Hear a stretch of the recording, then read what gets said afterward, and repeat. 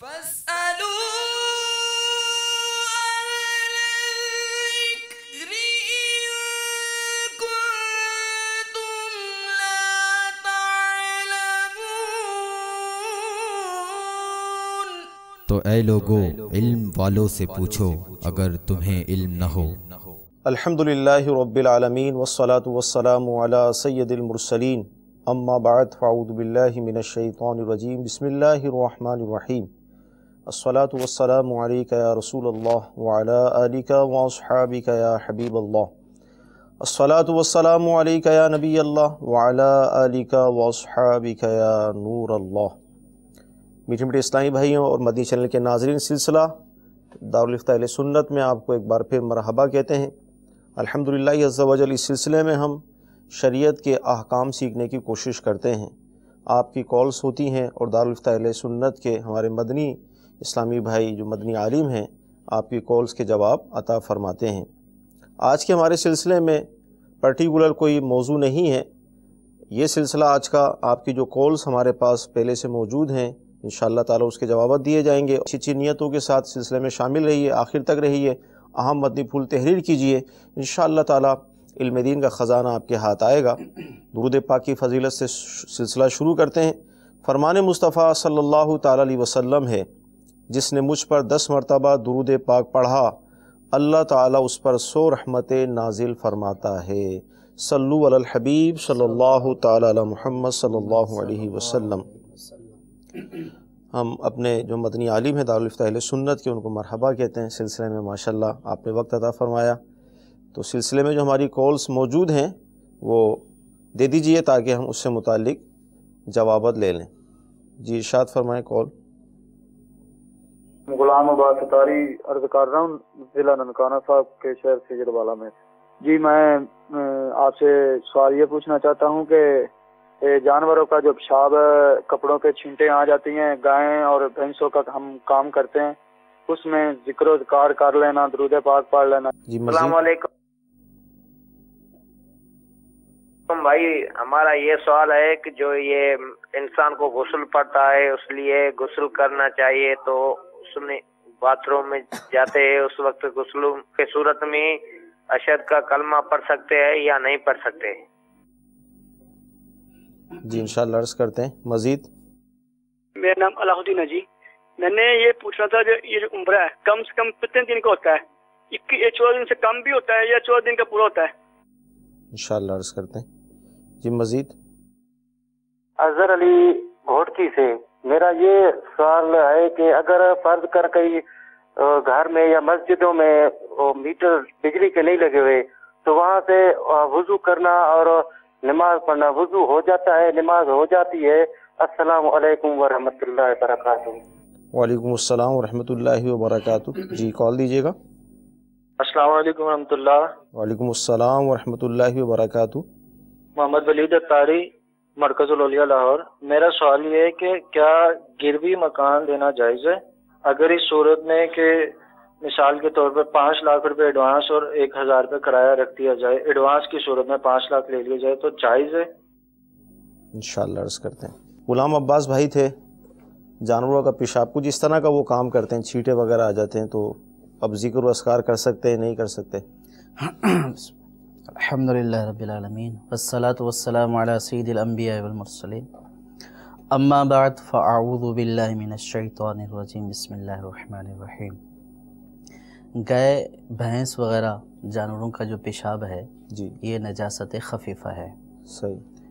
اب اگر یہ کپڑوں کے اوپر آ جاتی ہے، چاہے نجاست غلیظہ ہے چاہے نجاست خفیفہ ہے، تو کپڑوں کو ان سے ملوث رکھنا کہ جو ہے وہ خواہ مخواہ کپڑے نجس ہی رہیں، یہ تو درست نہیں ہے۔ صحیح۔ کپڑوں کو جو ہے وہ پاک ہی رکھنا چاہیے، چاہے وہ صحیح۔ نجاست غلیظہ ہو چاہے وہ نجاست خفیفہ ہو۔ ٹھیک ہے۔ ہاں بعض صورتیں ایسی ہوتی ہیں کہ جن میں بچنا مشکل ہوتا ہے، تو اب ان کا سوال یہ تھا کہ ایسی صورت میں ہم ذکر و اذکار کر سکتے ہیں یا نہیں؟ تو اگر کپڑے نجس ہیں تو ذکر و اذکار کرنے میں شرعاً کوئی حرج نہیں ہے۔ ٹھیک ہے۔ ہاں جس جگہ کے اوپر ذکر کر رہے ہیں، جس جگہ پر بیٹھے ہیں کھڑے ہیں، وہ جگہ نجاست والی نہیں ہونی چاہیے، صحیح، گوبر کا ڈھیر نہیں ہونا چاہیے، یا جہاں پیشاب پڑا ہوا ہے وہ والی جگہ نہیں ہونی چاہیے، اس سے ہٹ کر پاک جگہ پر بیٹھے، یہ کپڑے پہنے ہوئے ہیں، صحیح، تو اس صورت میں ذکر اللہ کرنے میں شرعاً کوئی خرابی نہیں ہے، جائز ہے یہ، ٹھیک، اور بندے کو کرتے رہنا چاہیے کہ ہر ٹائم جو ہے وہ اس کی زبان ذکر و درود سے تر رہے، تو یہ اچھی عادت ہے۔ صحیح۔ اگلے ہمارے کالر تھے، غسل جیسے عوام میں بھی بات پائی جاتی ہے کہ ہر چیز کو پاک کرنے سے پہلے کلمہ شریف کا پڑھنا، تو وہ غسل خانے میں تو کیا کلمہ شہادت پڑھیں، کیا کریں؟ دیکھیں غسل خانے میں جب نہا رہے ہوں تو اس وقت کسی قسم کا کوئی کلام نہیں کرنا چاہیے، ٹھیک ہے، نہ کوئی دعا پڑھنی چاہیے، نہ کوئی اور گفتگو کرنی چاہیے۔ صحیح، وہ جو عوام کا ایک ذہنی تصور ہے کہ جب تک کلمہ نہیں پڑھیں گے تو اس وقت تک پاک نہیں ہوں گے، تو اس میں عرض یہ ہے کہ پاکی جو ہے وہ کلمے سے حاصل نہیں ہوتی ہے، پاکی جو ہے وہ پانی سے حاصل ہوتی ہے، ٹھیک ہے، طہارت پانی سے حاصل ہوتی ہے۔ اگر اپنے ناپاک جسم کو پانی سے پاک کر لیا تو جسم پاک ہو گیا، صحیح ہے، تو جو طہارت مطلوب تھی وہ حاصل ہو گئی اگر اس کو صحیح طریقے سے کر لیا، اس کا جو شرعی طریقہ ہے۔ صحیح، تو اب کلمہ شریف پڑھنا ہے، کوئی دعا پڑھنی ہے، تو کپڑے پہن کر جب باہر آئیں تو اس وقت کلمہ شریف بھی پڑھیں، دعا بھی پڑھیں۔ کلمہ شریف پڑھنے، دعا پڑھنے میں کوئی حرج نہیں ہے، صحیح ہے، لیکن کلمہ شریف کو اس تصور سے نہ پڑھا جائے کہ جب تک یہ میں نہیں پڑھوں گا تو پاک ہی نہیں ہوں گا، تو ایسی بات نہیں ہے، طہارت پانی سے حاصل ہو چکی ہے، کلمہ نہ بھی پڑھیں تو طہارت حاصل ہو جائے گی۔ صحیح، تو لیکن وہ جو مقام ہے وہ بھی نجاست کا مقام ہے، صحیح، عموماً جو ہے وہ ایسی جگہوں کے اوپر ذکر اللہ کرنے کی بھی ممانعت ہے۔ صحیح، تو جب باہر آ جائیں تو اب جو ہے وہ کپڑے پہنے ہوئے ہوں تو اس صورت میں کلمہ شریف پڑھنا ہے، دعا پڑھنی ہے، درود پاک پڑھنا ہے، جو بھی ذکر و اذکار کرنے ہیں وہ کر سکتے ہیں۔ غسل خانے کے اندر اس طرح کے کلمات وغیرہ نہ پڑھے جائیں۔ عمرہ کے حوالے سے تھا سوال، عمرہ کتنے دن کا ہوتا ہے؟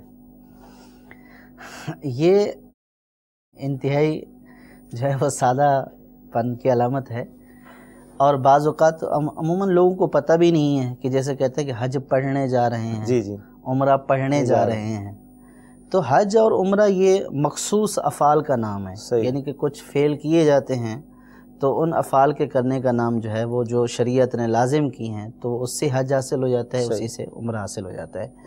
تو عمرہ نہ تو 14 دن کا ہے نہ 1 دن کا ہے، عمرے میں جو ضروری چیزیں ہیں وہ یہ ہے کہ جو بندہ احرام کے ساتھ مکہ شریف جائے گا، جو اس کے ارکان ہیں، طواف کرنا، سعی کرنا، اور پھر اس کے بعد حل کرنا، یہ سارے معاملات، یعنی کہ قصر کرے یا حل کرے۔ صحیح، عورتیں جو ہے وہ 1 پورے کے برابر جو ہے وہ بال کاٹیں گی، مرد کے لیے حل کرنا افضل ہے، اور قصر بھی کر لے گا تو ہو جائے گا، یعنی کہ اس کا واجب ادا ہو جائے گا۔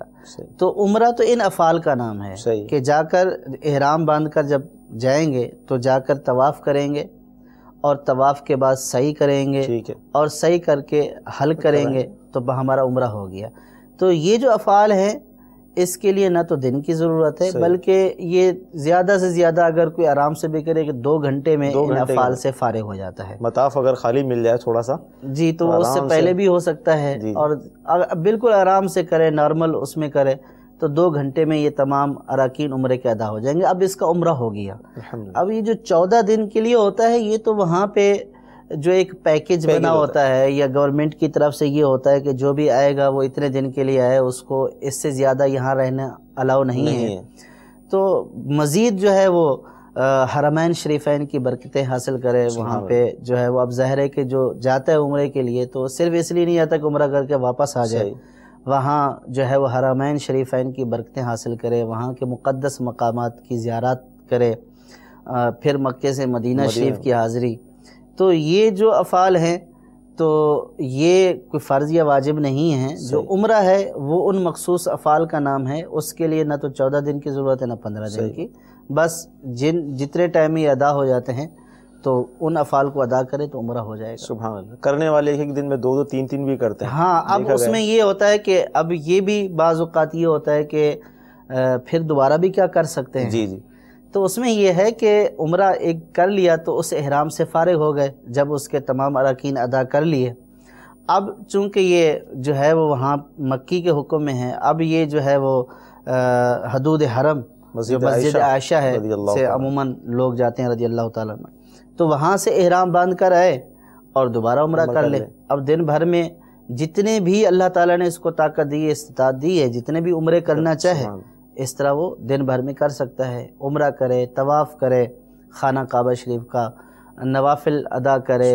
قرآن پاک کی تلاوت کرے کہ اللہ تبارک و تعالیٰ نے حرم پاک جیسی مقدس جگہ کے اوپر آنے کی سعادت بخشی ہے، تو جہاں ایک نیکی کا ثواب جو ہے وہ 1,00,000 کے برابر ہے، تو وہاں پہ حرم کی جب اللہ تبارک و تعالیٰ نے وہاں کا قیام میسر فرمایا ہے، عطا فرمایا ہے، اللہ تعالیٰ کی رحمت سے وہاں پہ پہنچ گئے، تو نیک اعمال کرے، روزہ رکھے، تو اپنے جتنا بھی وقت ہے عبادات میں گزارے، دیگر عبادات بھی ہیں، عمرہ بھی ہے، چاہے تو عمرہ کرے، اسی ایک عمرے پر اکتفا کرے کہ جو احرام باندھ کر گیا تھا اسی کو کر لے، چاہے تو اور بھی عمرے جو ہے وہ کر سکتا ہے۔ اب اس میں کرنے بھی چاہیے، ایک طرح کی آسانی بھی ہے کہ یہاں سے جو ہے وہ 70، 80، 90 ہزار روپیہ خرچ کر کے، لاکھوں خرچ کر کے گیا اور ایک عمرہ جو ہے وہ جا کر جو ہے اس نے کر لیا، یہ وہاں جانے کا کرایہ اور خرچہ ہو گیا۔ اب وہاں کا عمرہ جو مسجد عائشہ سے کیا جاتا ہے یا جو ہے حدود حرم سے کہیں سے بھی احرام باندھ کر کیا جاتا ہے، وہ تو 2، 4، 5 ریال میں ہو جاتا ہے۔ صحیح بات۔ تو ایک طرف آپ ہزاروں خرچ کر کے گئے تو وہ عمرے کی سعادت پائی، اور ایک وہ سعادت ہے کہ جو آپ کو 2، 4، 5 ریال میں حاصل ہو جائے گی، تو اس میں بندے کو چاہیے کہ وہ سعادت بھی حاصل کرے، دیگر جو عبادات ہیں ان کی سعادتیں بھی حرم پاک میں حاصل کرے۔ سبحان اللہ، اللہ تعالیٰ ہم سب کو بار بار یہ سعادت نصیب کرے، آمین۔ تو عمرہ 14 دن کا نہیں ہوتا، آپ کو جواب مل گیا، مخصوص اس کے ارکان جو ادا کرنے، ایک دن میں 2، 3 مرتبہ بھی عمرہ ہم کر سکتے ہیں۔ ایک ہمارے کالر تھے، بجلی کی جو چوری ہوتی ہے، اب بجلی کی چوری ہو رہی ہے، میٹر ہی نہیں لگا، تو اس مقام پر نماز پڑھنا، اس سے آنے والے موٹر کے ذریعے جو پانی آتا ہے اس سے وضو کرنا کیسا؟ دیکھیے کہ جہاں میٹر نہیں لگا ہوا، وسائل کا سوال یہ تھا کہ وہاں پہ، تو جہاں میٹر نہیں لگا ہوا تو وہاں پہ ہر جگہ ہم یہ نہیں کہیں گے کہ چوری کی بجلی ہے۔ صحیح۔ بعض جگہوں پر کنڈے اتھرائز بھی ہیں، ٹھیک ہے، یعنی کنڈا لگا ہوا ہے اور جو متعلقہ محکمہ ہے اس کی طرف سے باقاعدہ بل ہوتا ہے، بل ادا کیا جاتا ہے۔ اچھا، بعض علاقوں میں، یہاں باب المدینہ میں بعض علاقوں میں انہی کے اوپر اتھرائز کر دیے گئے ہیں اور وہ بل ادا کر رہے ہیں اگرچہ میٹر نہیں ہے۔ صحیح ہے۔ لیکن جہاں پہ غیر قانونی کنڈا لگا ہوا ہے، صحیح، میٹر نہیں لگایا، غیر قانونی کنڈا لگایا ہے، تو یہ غیر قانونی کنڈا لگانا ناجائز ہے۔ صحیح۔ لیکن اس مسجد میں نماز پڑھنا ناجائز نہیں ہے۔ صحیح۔ یہ انتظامیہ کی غفلت ہے، یا یوں سمجھیں کہ انتظامیہ والوں کی نااہلی ہے صحیح کہ یہ مسلمانوں کا مقدس مقام ہے، تو اس مقدس مقام کو اس طرح کی ناجائز علیشوں سے پاک رکھیں۔ صحیح۔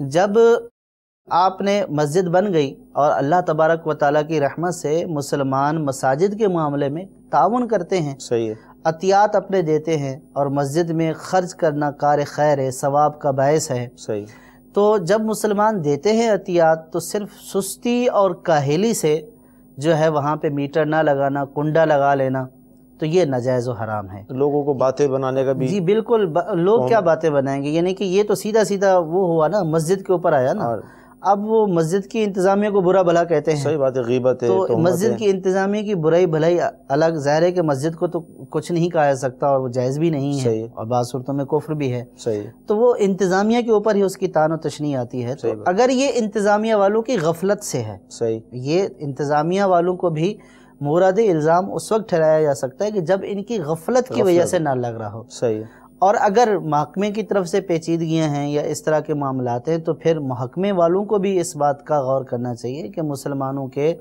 مسجد جو ہے وہ مقدس مقام ہے، شعائر اسلام میں سے ہے، صحیح، تو ان جگہوں کے اوپر بجلی کی فراہمی یا اس طرح کے میٹر کی فراہمی اگر انتظامیہ کی طرف سے درخواست دی جاتی ہے تو ہنگامی بنیادوں کے اوپر کرنی چاہیے، تاکہ مسلمان جو ہے وہ اہتمام کے ساتھ لائٹ میں، روشنی میں، اور دیگر آج کل سارے کام جو ہیں وہ بجلی کے اوپر ہیں اور معطل ہو کر رہ جاتے ہیں۔ صحیح بات، پنکھا نہیں چل رہا اور جو ہے وہ موٹر نہیں چلے گی تو پانی کیسے آئے گا، وضو وغیرہ کے معاملات ہیں۔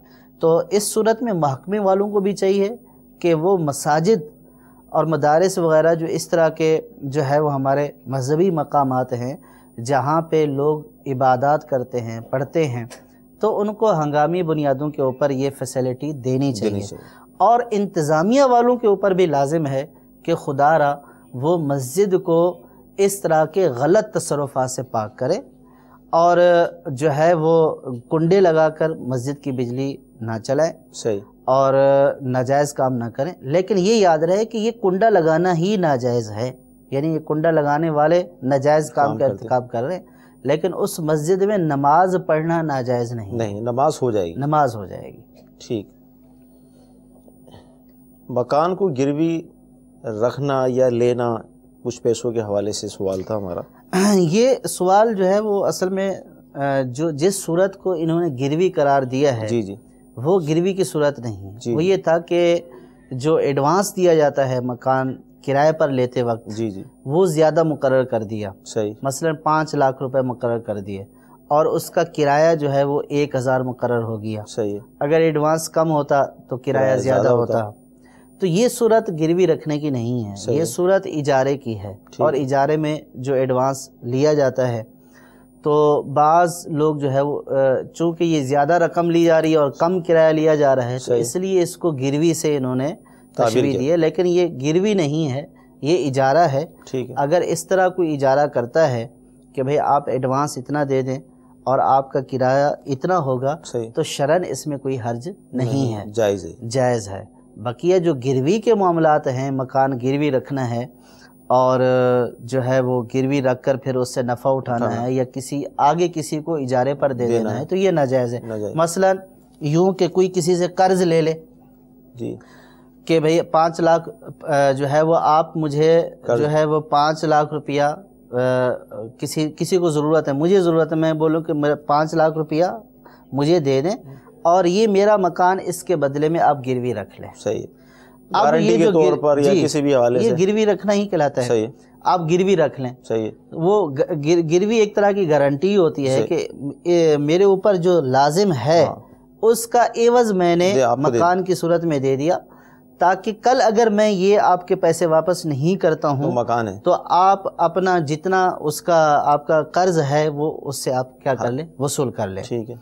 تو اب اگر فرض کیا مجھے ضرورت تھی 5 لاکھ روپے کی، میں نے آپ کو یہ بولا کہ آپ یہ میرا مکان گروی رکھ لیں، مجھے 5 لاکھ روپیہ دے دیں، صحیح ہے۔ اب اس صورت میں آپ نے مکان لے لیا، اگر اب اس مکان کو کرائے پر دینا آگے یہ ناجائز ہے، صحیح، کہ گروی چیز سے نفع اٹھانا جائز نہیں ہے، صحیح، تو یہ صورت گروی لے کر اس سے نفع اٹھانا یہ جائز نہیں، یا میں خود اگر اس میں اپنا کوئی سامان رکھ دوں، گودام بنا لوں، کوئی نفع اس سے نفع ہر طرح کا نفع اس سے، چاہے خود اٹھائے چاہے کسی اور کے ذریعے سے اٹھوائے۔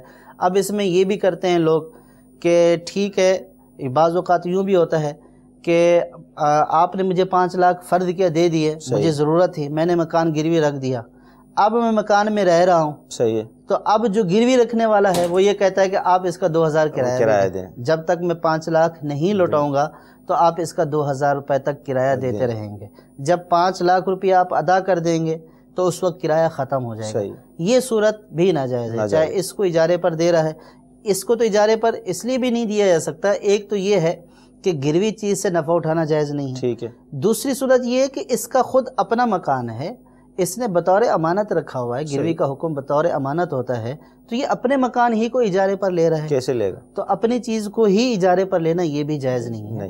تو اس طرح کی جو صورتیں ہوتی ہیں گروی رکھنے کی یہ ناجائز ہوتی ہیں، اور جو معاملہ سائل نے ذکر کیا ہے کہ ایڈوانس جو ہے وہ ڈپازٹ 5 لاکھ اور 1000 جو ہے وہ کرایہ، تو یہ صورت ناجائز کی نہیں ہے، صحیح، یہ کرایہ داری کی صورت ہے اور یہ جائز ہے۔ ٹھیک ہے جی، مزید کال دیجیے گا۔ مرید حسین اطاری عرض کر رہا ہوں، میرا سوال یہ ہے مفتی صاحب سے، فجر سے پہلے کس وقت تک آپ وتر پڑھ سکتے ہیں؟ فجر سے پہلے وتر انشاءاللہ عرض کرتے ہیں جی۔ مزید حاجی لیاقت علی، ہمارا جی ہم نے عمرے پہ جانا ہے جمعے والے دن، ہم نے یہ پوچھنا ہے احرام ادھر سے ملتان سے بننے چاہیے یا ادھر جا کے بھی آدمی باندھ سکتا ہے؟ انشاءاللہ عرض کرتے ہیں، اللہ تعالیٰ آپ کو توفیق دے کہ آپ پہنچنے میں کامیاب ہو جائیں۔ جی مزید ارشاد فرمائیے۔ کال السلام علیکم ورحمۃ اللہ وبرکاتہ. وعلیکم السلام ورحمۃ اللہ وبرکاتہ. میرا نام لیاقت علی اتاری کوٹ غلام محمد سے بول رہا ہوں. میرا دارالفتہ اہل سنت میں سوال ہے کہ کسی کی فوتگی ہوگی ہو، یعنی کوئی شخص وفات پا گیا اور اس کی میت گھر میں رکھی ہوئی ہے اور اس کے اوپر وہاں نعت خوانی کرنا کیسا ہے، یا وہ صحیح ہے یا غلط ہے، اس کی اصلاح فرما دیجیے. السلام علیکم ورحمۃ اللہ وبرکاتہ. وعلیکم السلام ورحمۃ اللہ وبرکاتہ. انشاءاللہ عرض کرتے ہیں. جی مزید. جی جو اصلاح ثواب کرتے ہیں یہ کرنا کیسا ہے، جائز ہے؟ جو وہاں پر سورۃ یاسین پڑھنا یا کھڑے ہو کر وہاں پر تلاوت کرنا. جی انشاءاللہ عرض کرتے ہیں. مزید.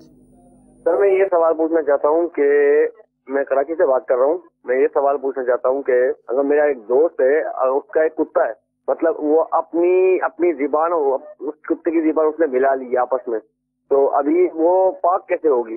میرا یہ سوال ہے. السلام علیکم ورحمۃ اللہ. وعلیکم السلام ورحمۃ اللہ وبرکاتہ. عرض کرتے ہیں. جی مزید. میرا نام محمد صغیر خان ہے، میں باب المدینہ کراچی سے بول رہا ہوں. میرا سوال یہ ہے کہ جو شخص دو زانوں بیٹھنے پر قدرت نہیں رکھتا اور سجدے میں جا کر دوبارہ جلسے میں بیٹھنے کی قدرت نہیں رکھتا، وہ کیا کرسی پر بیٹھ کر کس طرح نماز پڑھے تو اس کے لیے کیا حکم ہے؟ انشاءاللہ عرض کرتے ہیں. وطر نہیں پڑھیں، فجر کا وقت شروع ہونے والا ہے، کب تک پڑھ سکتے ہیں؟ وطر صبح صادق، طلوع صبح صادق، یعنی جب فجر کا وقت شروع ہو جاتا ہے تو فجر کا وقت شروع ہونے سے پہلے وطر ادا کر سکتے ہیں. صحیح ہے. جب فجر کا وقت شروع ہو جاتا ہے تو اس وقت اس کے بعد جو ہے اب وطر قضا ہو گئے. ٹھیک ہے. تو اب اس میں کس وقت تک، یہ تو آج کل تو اوقات کے پورے نقشہ جات بنے ہوئے ہیں. جی. اور اس میں ٹائم مینشن ہے کہ کب جو ہے وہ طلوع صبح صادق ہو رہی ہے. صحیح. تو روزانہ کے اعتبار سے ہر مہینے کا جو ٹائم ہوتا ہے وہ تبدیل ہوتا رہتا ہے، 1-2 منٹ آگے پیچھے ہوتا رہتا ہے تسلسل کے ساتھ. تو جو اس کا حکم ہے وہ میں نے عرض کر دیا کہ طلوع صبح صادق سے پہلے پڑھ سکتے ہیں، وہ وطر پڑھنے کا وقت ہوتا ہے. اب وہ طلوع صبح صادق کا کس مہینے میں کس دن میں کون سا وقت ہوگا، تو یہ اوقات کے جو نقشہ ہے اس سے صحیح طور پر پتہ چلے گا. یہاں پر میں مدنی چینل کے ناظرین سے ایک بات ضرور عرض کروں گا کہ الحمدللہ مسلمان ہیں، اور ظاہر نمازوں کا سلسلہ، رمضان میں روزوں کا سلسلہ ہمارا ہوتا ہے، تو دعوت اسلامی کے مدنی قافلوں میں ظاہر ہمارے ساتھ عوام الناس بھی ہوتی ہیں. ظاہر ہم تنظیمی طور پر ہماری اصطلاح اسلامی بھائی ہم کہتے ہیں. تو یہ بات بعض اوقات میں پوچھی بھی گئی اور محسوس بھی کی گئی کہ ہمارے گھروں میں نماز کے اوقات کا نقشہ نہیں ہوتا، موجود ہی نہیں ہوتا. تو جب نقشہ موجود ہی نہیں ہوگا تو ہم اپنی نمازوں کی حفاظت کریں گے کیسے؟ اب جیسے سائل محترم نے ہم سے سوال کیا کہ میں کب تک پڑھ سکتا ہوں، تو لہذا ہمارے گھروں میں اوقات صلاۃ کا نقشہ ہونا چاہیے، پورے 12 ماہ کا یہ موجود ہے. اور ہمارے لیے سعادت یہ ہے کہ دعوت اسلامی نے الحمدللہ پاکستان کے جتنے بھی بڑے بڑے شہر ہیں ان سے متعلق جو ہے وہ نقشہ شائع کر دیا ہے. آپ قریب ہی اپنے دعوت اسلامی کے مرکز میں جائیں گے، وہاں مکتبے کا بستہ بھی ہوگا، دکان ہوگی انشاءاللہ، وہاں سے آپ کو یہ نقشہ ملے گا. ضرور حاصل کریں. ہر مسلمان کے لیے ہمارے ساتھ موجود ہیں مدنی عالم کہ ضروری ہے کہ اس کے پاس یہ ہونا چاہیے، اس کے گھر میں ہونا چاہیے. ہاں عموماً یہ ہے کہ نمازوں کے اوقات تو مساجد میں ہوتے ہیں، لیکن ایک جو ہے وہ کم علمی یا اس کا علم حاصل نہ کرنے کی وجہ سے بعض نمازوں کے متعلق تو یہ بھی ایک تصورات ہیں کہ بس اس کا وقت جماعت تک ہوتا ہے. یعنی بہت سارے لوگ تو یہ بھی سمجھتے ہیں جماعت ہوگی تو ختم ہو گیا، مغرب کا جو ہے وہ وقت بس مختصر سا ہے. تو جب ہماری ایسی صورتحال ہے اور پھر ہم اگر باجماعت نماز ادا بھی کرتے ہیں تو کبھی کبھی ایسی صورتحال بھی ہو جاتی ہے، ایمرجنسی کی حالت میں گھر میں نماز پڑھنی پڑ جاتی ہے، تو اب اس میں وقت کے اندر ہی ادا کرنی ہے. اب یہ نہیں پتہ چل رہا ہوتا کہ ٹائم کتنا باقی ہے. اگر فرض کیا کہ تھوڑا سا ٹائم باقی ہے تو پھر اس صورت میں جو ہے وہ کچھ خصوصی جو ہے وہ اہتمام بھی کرنا پڑتا ہے. جیسے غسل فرض ہے، اب ٹائم اتنا رہ گیا ہے کہ اگر غسل کریں گے تو نماز قضا ہو جائے گی، تو اب تیمم کر کے نماز ادا کریں گے، اس کا دوبارہ اعادہ کریں گے. تو یہ جو احکام ہیں کہ اس صورت میں سنتیں ترک کر دیں گے اگر فرض فوت ہونے کا اندیشہ ہے. تو اب فرض کیا کہ 4 منٹ تھے، غسل وغیرہ کرنے کے بعد 4 منٹ بچے، اور وہ پڑھتا ہی ایسے ہے کہ اور پڑھنی بھی ایسی چاہیے اطمینان سے کہ 4 منٹ میں اس نے سنتیں ادا کر لی. اب جو فرض جو اہم تھے جو ضروری تھے وہ قضا ہو گئے ہیں اور ان کا گناہ بھی ہوگا. صحیح. تو اب اس صورت میں یہ ہے کہ اگر اس کے پاس یہ اوقات کا نقشہ ہوتا تو یہ اس کے اوپر دیکھ لیتا کہ میرے پاس جو ہے وہ کتنا ٹائم ہے. تو اب یہ 2 فرض جو اس کے اوپر فرض تھے اور جس کے قضا ہونے کے اوپر اس کو جو ہے وہ گناہ ملے گا اور عذاب کا سلسلہ ہے تو وہ فرض ادا کر لیتا اگر اس کے علم میں یہ ہوتا. تو اسی طرح سفر وغیرہ میں بھی ہم ہوتے ہیں تو بلکہ پاکستان بھر کے جو ہے وہ مقامات کی نقشہ جات کتاب کی صورت میں جو ہے وہ شائع کر دی کہ وہ کتاب اگر آپ کے پاس ہے آپ کہیں پہ بھی سفر میں جائیں مدنی قافلے میں جائیں تو آپ وہاں پہ جو ہے وہ اوقات نکال کر دیکھ سکتے ہیں. بلکہ دنیا بھر کے اوقات دعوت اسلامی کی ویب سائٹ پر موجود ہیں. تو یہ بہت ضروری اس اعتبار سے ہے کہ عموماً نماز کے عادی شخص کو بھی کبھی کبھار اس کی ضرورت پڑ جاتی ہے. اب سفر میں جا رہا ہے فرض کہ باب المدینہ ہی میں سفر کر رہا ہے کہ اب کسی ایسی اس میں جا رہا ہے کہ اب نماز کا وقت جا رہا ہے تو اگر اس کے پاس اوقات کا نقشہ ہوگا تو کم از کم اپنی نماز کو محفوظ کرنے میں اس کی حفاظت کرنے میں کامیاب ہو جائے گا. نیت کر لیں کہ انشاءاللہ ضرور حاصل کریں گے. لیاقت بھائی ہمارے ملتان شریف سے عمرے پہ تشریف لے جا رہے ہیں تو احرام کہاں باندھیں کب باندھیں؟ دیکھیں کہ جو شخص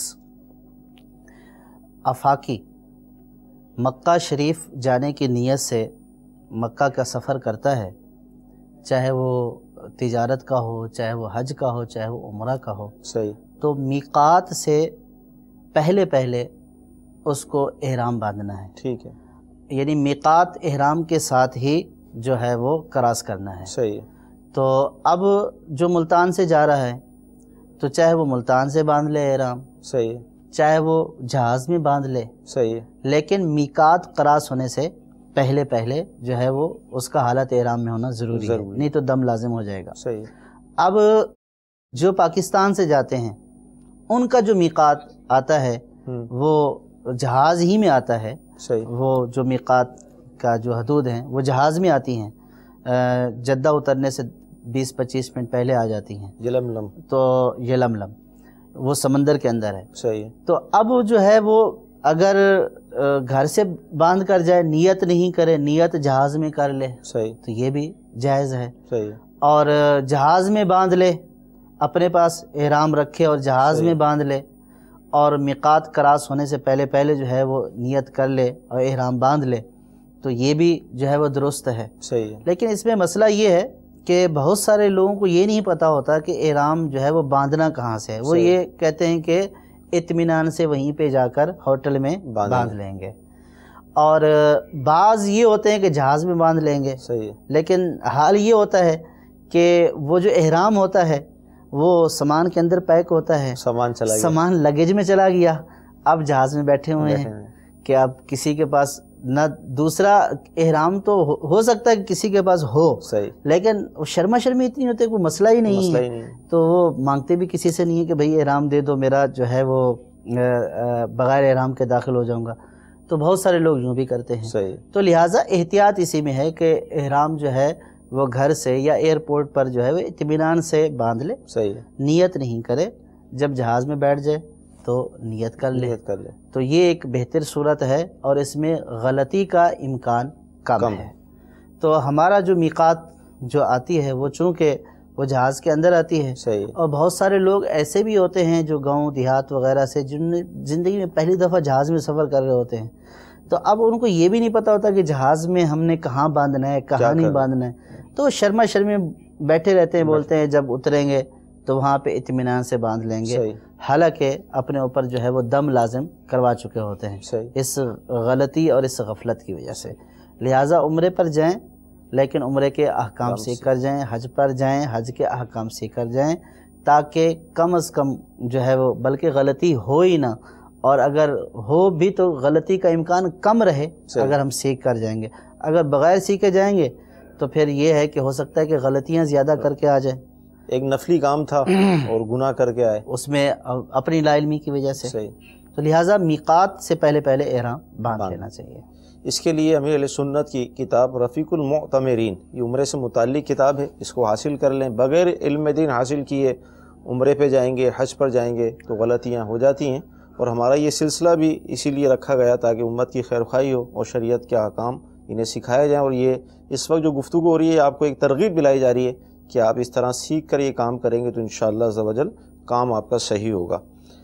لیاقت بھائی تھے ہمارے یہ سندھ سے، فرما رہے ہیں کہ فوت میت رکھی ہے تو میت کے سامنے ہم نعت خوانی وغیرہ کر سکتے ہیں؟ شرعاً کوئی اس میں قباحت تو نہیں ہے؟ میت کو اگر ڈھانپا ہوا ہے کپڑے کے اندر تو قرآن پاک کی تلاوت کرنا، ذکر و اذکار کرنا سب جائز ہے، ٹھیک، اور اس میں شرعاً کوئی حرج نہیں، نعت خوانی بھی کر سکتے ہیں، نعت خوانی بھی کر سکتے ہیں۔ اسی طرح ایک اسلامی بھائی تھے، ایصال ثواب کرنا کیسا؟ ایصال ثواب کسی بھی حوالے سے اگر ہم کرنا چاہیں تو کیسا یہ فعل؟ ایصال ثواب کرنا ایک جائز کام ہے اور ایصال ثواب کرنا چاہیے۔ ایصال ثواب زندوں کو بھی کیا جاتا ہے، ایصال ثواب جو فوت ہو جائیں ان کو بھی کیا جاتا ہے۔ ہمارے یہاں یہ تصور ہے کہ جو ایصال ثواب جو فوت ہو جائیں ان کو کیا جاتا ہے، یہ بھی جائز ہے، صحیح، اور اس اعتبار سے ان کو زیادہ ضرورت ہوتی ہے کہ اب ان کا اعمال کا سلسلہ ختم ہو چکا۔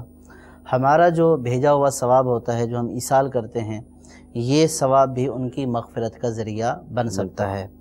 تو اس لیے بندہ کوئی سی بھی جو ہے وہ بدنی عبادت کرے، کوئی مالی عبادت کرے، ہر طرح کی عبادت کا ثواب اپنے مرحومین کو پہنچا سکتا ہے، اور اس کا ثواب مرحومین تک پہنچتا ہے۔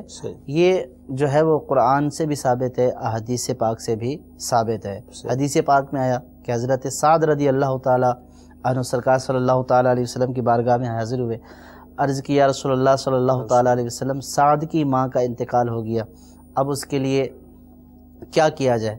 تو سرکار صلی اللہ تعالی علیہ وسلم نے فرمایا کہ اس کے لیے کنواں کھدوا دو۔ تو انہوں نے کنواں کھدوایا اور کہا کہ یہ سعد کی ماں کے لیے ہے۔ سبحان اللہ۔ تو یہ جو ان کا یہ فعل تھا، سرکار صلی اللہ تعالی علیہ وسلم کا فرمانا کہ کنواں کھدوا دو اور ان کی طرف منسوب کرنا، یہ ایصال ثواب ہی ہے۔ تو اس لیے ایصال ثواب جو ہے وہ کرتے رہنا چاہیے۔ اب وہ یاسین پڑھ کر ہو، سورہ ملک پڑھ کر ہو، جو ہے وہ سورہ اخلاص پڑھ کر ہو، کوئی بھی نیکی، کوئی سی بھی نیکی، چھوٹی ہو بڑی ہو، اس کا ثواب ایصال کیا جائے گا، اور نہ صرف اس کو پہنچے گا اللہ کی رحمت سے، بلکہ ایصال ثواب کرنے والے کو بھی اس کا ثواب پہنچے گا۔ بلکہ روایات میں آیا کہ یہ جتنے لوگوں کو کرے گا اتنے لوگوں کے برابر اس کو ثواب ملے گا۔ سبحان اللہ۔ تو یہ اپنے لیے بھی ایک عمل خیر ہے، اور اپنے مسلمانوں کے لیے بھی یہ بھلائی اور عمل خیر ہے، کہ اس سے بڑھ کر کسی مسلمان کے لیے بھلائی کیا ہوگی کہ جب اس کا اعمال کا سلسلہ منقطع ہو گیا اور اس کو جو ہے وہ ثواب کی ضرورت ہے، اس کا بھائی اس کے لیے ثواب پیچھے بھیجتا رہتا ہے۔ اور قرآن پاک میں بھی ہے کہ وہ لوگ جو بعد میں ہیں تو وہ یہ کہتے ہیں کہ اے ہمارے اللہ، ہمارے ان بھائیوں کی مغفرت فرما کہ جو ہم سے پہلے جا چکے ہیں۔ تو اس طرح ان کے لیے یہ دعا کرنا، یہ ایصال ثواب کی یہ جو آیت ہے یہ ایصال ثواب کی اصل ہے، کہ ان کے لیے دعائے مغفرت کرنا اور ان کے لیے ایصال ثواب کرتے رہنا، یہ جائز ہے، شرعاً ثابت ہے، اور یہ اپنے ساتھ بھی بھلائی اور کار خیر ہے، اور یہ دوسروں کے ساتھ بھی بھلائی اور کار خیر ہے۔ انشاءاللہ ایصال ثواب کرتے رہیں گے انشاءاللہ عز و جل، اور ثواب پاتے رہیں گے۔ ایک کالر تھے ہمارے، ان کا کوئی دوست ہے، دو یہاں سوال بن جائیں گے۔ ایک تو یہ کہ کتا پالنا کیسا، اور دوسرا بتا رہے ہیں کہ دوست نے اپنی زبان کتے کی زبان سے ملا دی۔ بعض ہوتا ہے نا اپنا فن کا اظہار کرتے ہیں، دکھاتے ہیں، تو یہ زبان جو ملائی تو اب زبان ان کی ناپاک ہو گئی جیسے وہ فرما رہے ہیں، پاک کیسے ہوگی؟ یہ بدقسمتی سے فن نہیں ہے، یہ اب ایک فیشن بن چکا ہے، کتوں کو پالنا بھی ایک فیشن بن چکا ہے۔ اور جہاں ہمیں یہود و نصارہ کی بہت ساری عادات مسلمانوں کے اندر سرایت کر چکی ہیں، تو ان میں سے ایک غلط جو وہ عادت ہے وہ یہ کتوں کے پالنے والی بھی ہے۔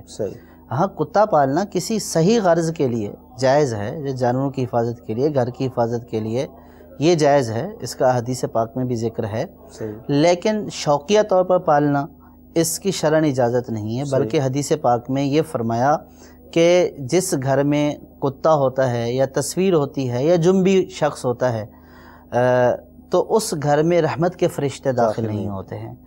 تو اب ہم نے دوسروں کا کلچر لے لیا اور یہ ایک ہماری مطلب ہے کہ عوام کی عموماً عادت ہے کہ جو بھی الٹی سیدھی بات آتی ہے ہم ایک دین کو پیروکار ہیں، ایک دین کو فالو کرنے والے ہیں. ہمارا کوئی سا بھی کام ہو، چاہے وہ دنیاوی طور پر ہو، دینی طور پر، ہم نے اس کو اس پیمانے پر رکھنا ہے، اس چیز کے اوپر، اس میزان پر رکھنا ہے کہ شریعت ہمیں اس کی اجازت دیتی ہے یا نہیں. صرف یہ نہیں کہ یہ ایک فن ہے اور لوگ اچھا لگ رہا ہے تو واہ واہ ہو رہی ہے، یہ نہیں ہے. یہ ہم بطور مسلمان ہمیں اپنے ہر عمل کو اس اعتبار سے جانچنا ہوگا. تو یہ ایک ناجائز جو بات ہے کہ اس طرح شوقیہ طور پر پالنا. اب اس سے بھی بڑھ کر یہ بات کہ جو ہے وہ اس کو اپنے گلے میں ڈالنا، اور اب یہ جو صورت بیان ہوئی کہ جو اس کتے کی زبان کے ساتھ اپنی زبان ملا دینا. اب اگر میں یہ کہوں کہ کتے کا جو لعاب ہے اور کتے کا جو پیشاب ہے، ان دونوں کی نجاست کا دونوں نجاستیں غلیظہ ہیں. صحیح ہے. اب اگر یہ کہا جائے کہ کسی نے کتے کا پیشاب پیا ہے تو اس کو اچھا لگے گا؟ صحیح. تو دونوں کا حکم ایک ہی ہے. جیسی وہ پیشاب والی نجاست ہے ویسی اس کی لعاب والی نجاست ہے. اب زبان لگائی تو زبان کے اوپر لعاب ہوتا ہے. صحیح. تو اب یہ جو اس طرح کرتا ہے وہ یہ سوچ لے کہ کتنی گندی حرکت کرتا ہے. اب اگر اس کو یہ کوئی بولے کہ کتے کا پیشاب پی لو تو شاید اس کے اوپر وہ آپے سے باہر ہو جائے، لال پیلا ہو جائے، آنکھیں سرخ ہو جائیں. لیکن اس کو اگر یہ کہا جائے کہ میرے پیارے بھائی آپ یہ جو کرتے ہیں، اپنا زبان کے ساتھ زبان ٹچ کرتے ہیں، اس کا جو لعاب لگتا ہے، اس کا بھی وہ پیشاب والا حکم ہے. صحیح. تو یہ ایک بہت ہی گندی اور بری حرکت ہے، یہ نہیں کرنا چاہیے. بلا ضرورت کتے نہیں پالنے چاہیے. اب رہا یہ کہ پاک کیسے ہوگی. صحیح. اب کتے کی نجاست کے بارے میں تو یعنی کہ ابو ہریرہ رضی اللہ تعالیٰ عنہ کا تو موقف یہ تھا کہ بھئی 7 دفعہ اس برتن کو دھویا جائے تبھی جا کر پاک ہوگا. 6 دفعہ پانی سے، 1 دفعہ جو ہے وہ مٹی سے. یہ حضرت ابو ہریرہ رضی اللہ تعالیٰ عنہ کا موقف تھا. صحیح. ہمارا یہ کہ پانی سے دھو لیا تو 1 دفعہ بھی دھو لیا اور اچھے طریقے سے دھو لیا.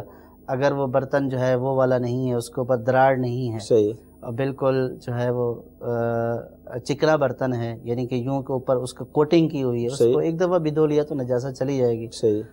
لیکن اب اندازہ کیجئے کہ کتے کی نجاست کتنی نجس تھی کہ حضرت ابو ہریرہ رضی اللہ تعالیٰ عنہ فرماتے ہیں کہ 6 دفعہ پانی سے اور 1 دفعہ مٹی سے.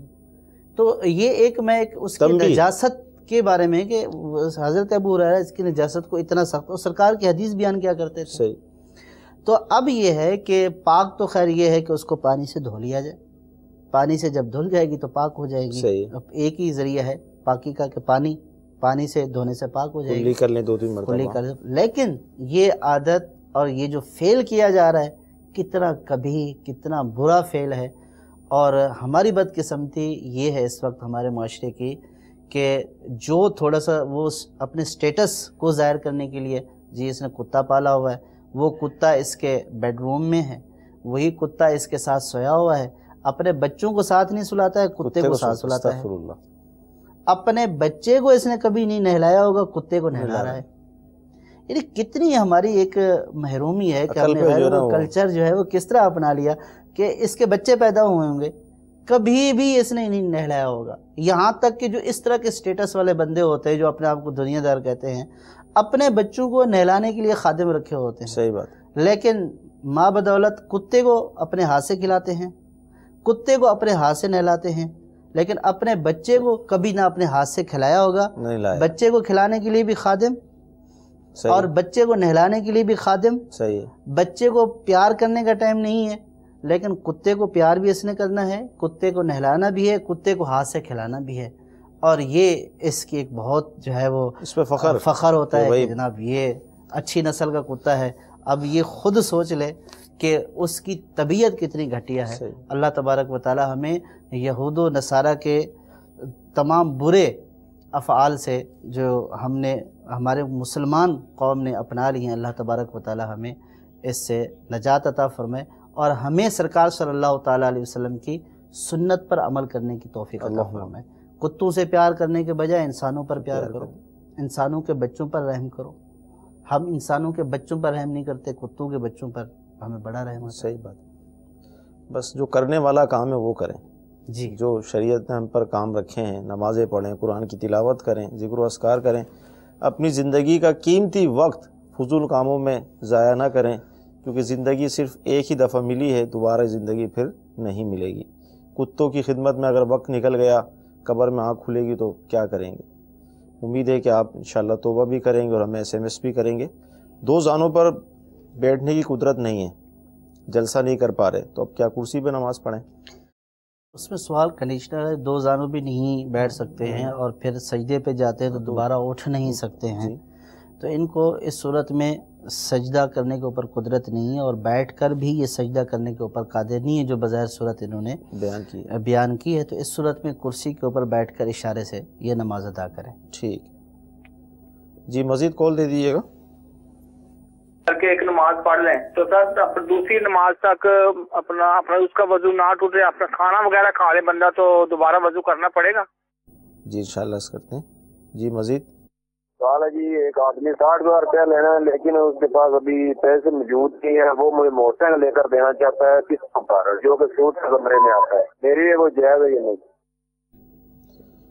انشاءاللہ عرض کرتے ہیں۔ وضو کب تک رہتا ہے سر ایک نماز پڑھنے کے بعد؟ وضو جب تک وضو کے ٹوٹنے والے آزار نہیں پائے جائیں گے، جن جن چیزوں سے وضو ٹوٹ جاتا ہے اس وقت تک وضو برقرار رہتا ہے۔ یہ ضروری نہیں ہے کہ اگر ایک نماز میں وضو کر لیا تو دوسری نماز میں ضروری وضو کرنا ہے۔ اگر وضو نہیں ٹوٹا ہے، وضو برقرار ہے، وضو ٹوٹنے والا کوئی عمل نہیں پایا گیا تو وضو برقرار ہے، تو اس سے دوسری نماز بھی پڑھ سکتے ہیں۔ کھانا کھانے سے بھی وضو نہیں ٹوٹتا ہے، کچھ چیز کھائی پی ہے تو وضو ٹوٹنے والا کوئی عمل نہیں ہے، کھانا وضو توڑنے والا عمل نہیں ہے۔ ہاں یہ ہے کہ کھانا کھانے کے بعد کلی وغیرہ کر لے نماز پڑھنے سے پہلے، تاکہ جو غذا کے اجزاء ہیں وہ دانتوں میں پھنسے نہ رہیں، لیکن وضو نہیں ٹوٹتا ہے کھانا کھانے سے۔ اور یہ بھی ضروری نہیں ہے کہ دوسری نماز کے لیے دوسرا وضو کر کے ہی پڑھیں، ٹھیک ہے، یا ایک نماز کے لیے ایک ہی وضو ہے اور اس کے بعد دوسری نماز ہے تو پھر ضروری ہو گیا کہ دوسرا وضو کرے۔ ہاں بعض معذور افراد کے لیے حکم جو شرعی معذور ہوتے ہیں وہ دوسرا ہے، جو بالکل صحت مند توانا ہے، جو شرعی معذور نہیں ہے، شرعی معذور نہیں ہے، جن کو کوئی عذر نہیں ہے ایسا وضو توڑنے والا، تو ان کا وضو بغیر وضو ٹوٹے ہوئے افعال کو کیے بغیر وضو نہیں ٹوٹے گا۔ دوسری جو کالر تھے صحیح سمجھ میں نہیں آیا ان کو سوال، کیا انہوں نے سوال کیا تھا؟ یہ کہنا چاہ رہے تھے کہ کسی نے پیسے دینے ہیں اور وہ 60,000 کے اوپر جو ہے وہ موٹر سائیکل لا کر دے گا اور وہ پھر اس کی قسطیں ادا کرے گا، تو یہ کہہ رہے تھے سودی عمل ہے یہ۔ صحیح۔ تو پہلی بات تو یہ ہے کہ قسطوں پر کوئی چیز لینا سودی عمل نہیں ہے۔ صحیح۔ اگر اس کی قیمت متعین ہوگی کہ بھلے وہ 60,000 کی چیز ہے 80,000 میں مل رہی ہے، اس کی قیمت متعین کر دی کہ 80,000 کی چیز ہے اور آپ نے 6 مہینے میں اس کو ادا کرنا ہے، تو یہ سود نہیں ہے شرعاً۔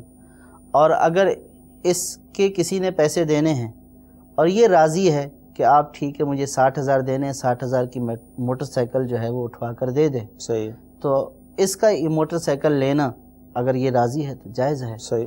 اور جو وہ 60,000 کی چیز 80,000 میں لے رہا ہے اس کو یہ سودی کہہ رہے ہیں، تو یہ سودی صورت بھی نہیں ہے۔ قسطوں پر لینا صرف سود نہیں ہے۔ صحیح۔ ہاں بعض اوقات اس میں ناجائز شرائط شامل ہوتی ہے قسطوں میں لینے میں چیز، اگر ناجائز شرائط شامل ہیں تب بھی وہ سود نہیں کہلائے گا، صحیح، وہ ایک عقد فاسد ہو جائے گا۔ صحیح۔ تو لہٰذا اس کو تو سود ہم نہیں کہیں گے۔ اگر کوئی اس کے علاوہ صورت ہے کہ جس میں اشکال ہے کہ بھئی یہ سود ہو رہا ہے، صحیح، تو وہ صورت بیان کرنے سے ہی اس کا حکم سامنے آئے گا۔ ٹھیک، سلسلے کا وقت ہمارا ختم ہو چکا ہے۔ ماشاءاللہ بہت زبردست گفتگو ہوئی، آپ کے سوالات کے جوابات بھی دیے گئے، تو اسی طرح آپ اپنے سوالات کرتے رہیں، انشاءاللہ جواب ملتے رہیں گے اور یوں علم دین کا خزانہ ہمارا بڑھتا چلا جائے گا۔ اللہ تعالیٰ کی بارگاہ میں دعا کرتے ہیں کہ اللہ تعالیٰ ہمارا آج کا اس سلسلہ اپنی بارگاہ میں قبول فرمائے۔ ہمارے مدنی عالم صاحب تشریف لائے دارالفتہ سے، ان کا بھی شکریہ ادا کرتے ہیں، یقیناً بڑا قیمتی وقت ہوتا ہے ہمارے لیے نکالتے ہیں، اللہ تعالیٰ انہیں بھی جزائے خیر عطا فرمائے۔ دارالفتہ اہل سنت دیکھتے رہیے، انشاءاللہ علم دین میں اضافہ ہوتا رہے گا۔ صلو علی الحبیب صلی اللہ تعالی علی محمد صلی اللہ علیہ وسلم۔